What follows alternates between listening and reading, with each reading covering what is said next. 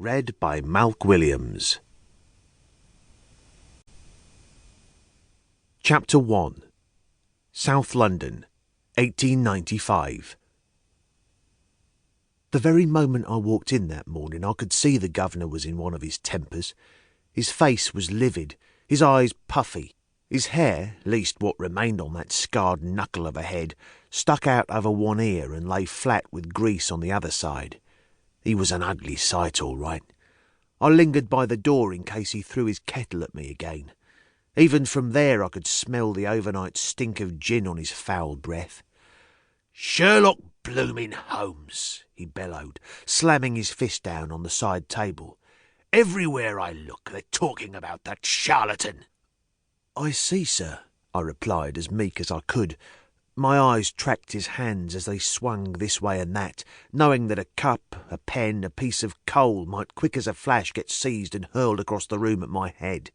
"If we had his cases, we'd be living in Belgravia, Barnet," he declared, his face so red I thought it might burst. "We'd have a permanent suite in the Savoy." He dropped to his chair as if suddenly tuckered out. On the table next to his arm I spied what had caused his temper.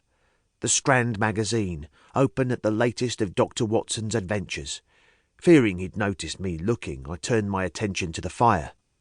"I'll put the tea on," I said. "Do we have any appointments today?"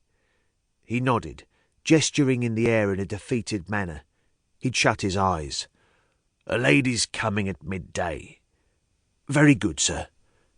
He rubbed his temples. "Get me some laudanum, Barnet, and hurry." I took a jug of scent from his shelf and sprayed his head. He moaned and waved me away, wincing as if I were lancing a boil. "I'm ill," he complained.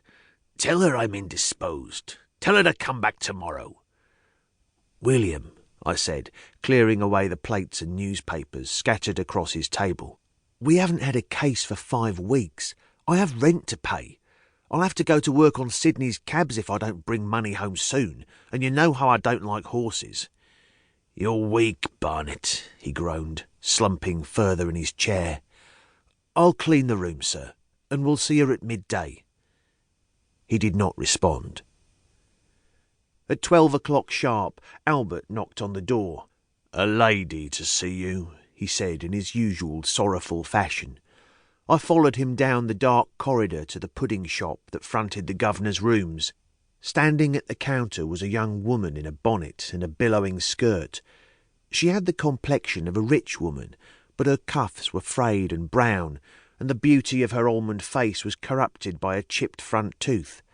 She smiled a quick, unhappy smile, then followed me through to the governor's rooms. I could see him weaken the moment she walked in the door.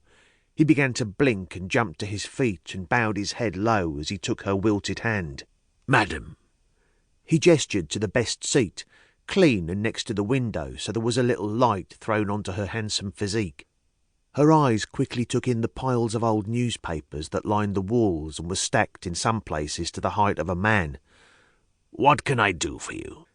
"It is my brother, Mr. Arrowood," she said. It was clear from her accent she was from the continent. "He's disappeared. I was told you can find him." "Are you French, mademoiselle?" he asked, standing with his back to the coal fire. "I am." He glanced at me, his fleshy temples red and pulsing. This was not a good start. 2 years before, we'd been thrown into the clink in Dieppe when the local magistrate decided we were asking too many questions about his brother-in-law. 7 days of bread and cold broth had crushed all the admiration he had for the country right out of him, and to make it worse, our client had refused to pay us. The governor had held a prejudice against the French ever since. "Mr. Arrowood and me both have a great admiration for your race, miss," I said, before he had a chance to put her off.